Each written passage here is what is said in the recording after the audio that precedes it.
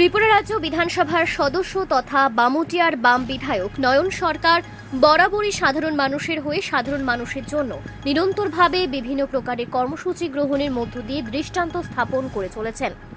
আজ এই কর্ম উদ্যমে বাম বিধায়কের নেতৃত্বে মোহনপুর ব্লকের বিডিওর কাছে এলাকার আর্থসামাজিক ব্যবস্থার সাথে সম্পর্কিত এক গুচ্ছ দাবিকে সামনে রেখে স্মারকলিপি প্রদান করা হয়। ব্লক চত্বরে এই ডেপুটেশন কর্মসূচি সম্পর্কে সংবাদ মাধ্যমের সামনে কথা বলতে গিয়ে বিধায়ক নয়ন সরকার দাবিগুলো উত্থাপন করেন। বিধায়ক শ্রী সরকার দাবি করেন, মূলত দীর্ঘ প্রায় ৫-৬ মাস ধরে রেগার শ্রমিকরা যে মজুরি পাচ্ছে না সেই মজুরি প্রদানের দাবি জানানো হয়েছে। এছাড়া যাতে করে ব্লক এলাকায় প্রচুর পরিমাণে রেগার কাজ করানো হয় সেই বিষয়ে ব্লক আধিকারিকের কাছে ব্যবস্থা গ্রহণের আর্জি জানানো হয়।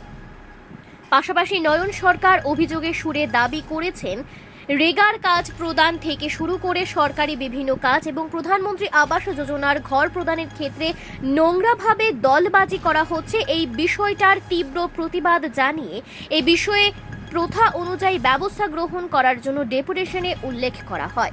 এদিকে নয়ন সরকার আরও দাবি করেছেন, ব্লক এলাকার গান্ধীগ্রামে যেভাবে আগাম ঘোষণা ছাড়া বা বিকল্প কোনো ব্যবস্থা না করেই রাস্তা প্রশস্ত করার নামে দোকানপাট ভেঙে দেওয়া হয়েছে, তাতে রীতিমতো জনগণ এই বিষয়ে প্রশাসন প্রয়োজনীয় ব্যবস্থা যাতে গ্রহণ করে সেই বিষয়েও দাবি রাখেন বিধায়ক সাহেব।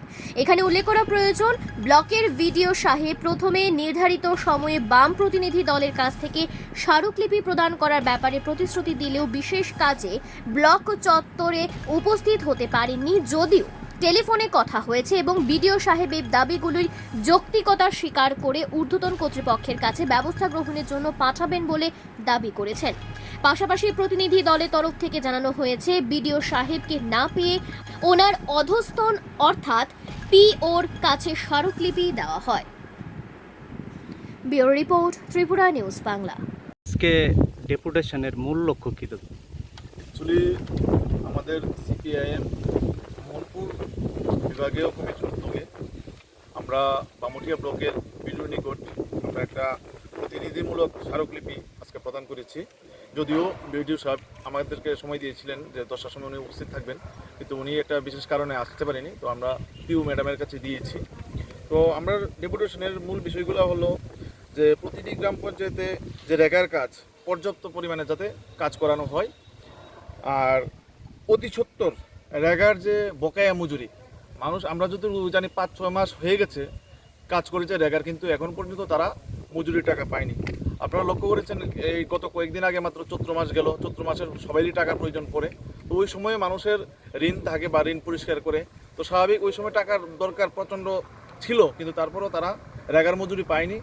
তার জন্য আমরা চাইছি অতি সত্বর যাতে রেগার বকেয়া টাকা মিটিয়ে দেওয়া হয়, এবং যে রেশন শপগুলো আছেন সেই রেশন শপগুলোতে প্রয়োজনীয় জিনিস এবং নিয়মিতভাবে যাতে খাদ্যশস্য সরবরাহ করতে হয় যাতে করা হয়, তো এরকম আমরা দাবি রাখছি। এবং বয়স্ক ভাতা সহ বিভিন্ন সামাজিক যে ভাতা যাতে নিয়মিত দেওয়া হয়। আমরা লক্ষ্য করেছি যে ত্রিপুরাতে বিজেপি সরকার আসার পরে বিভিন্ন ভাতা তারা কেটে দিয়েছে, সামাজিক ভাতা।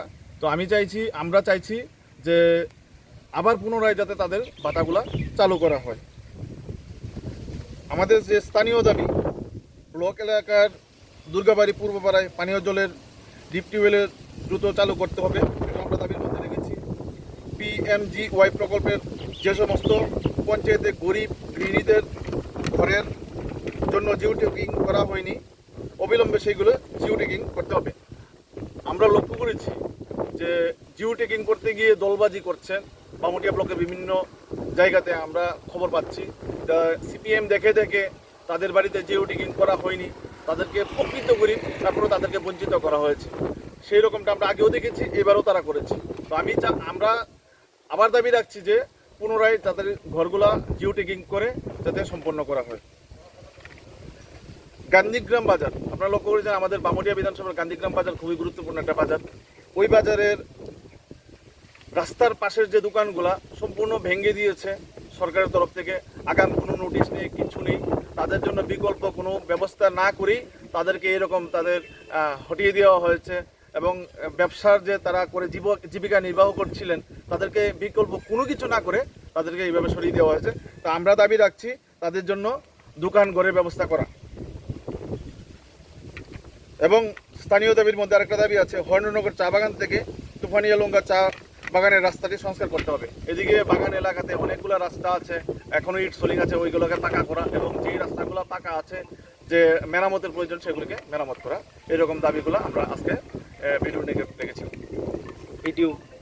বিডিও ম্যাডাম কি আশ্বাস দিয়েছে? না, বিডিও তো ছিল না, পিউ ম্যাডাম আশ্বাস দিয়েছেন যে কথা বলবেন বিডিও সাহেবের সাথে, কথা বলে বাকিটা দেখবেন আর। Thank you.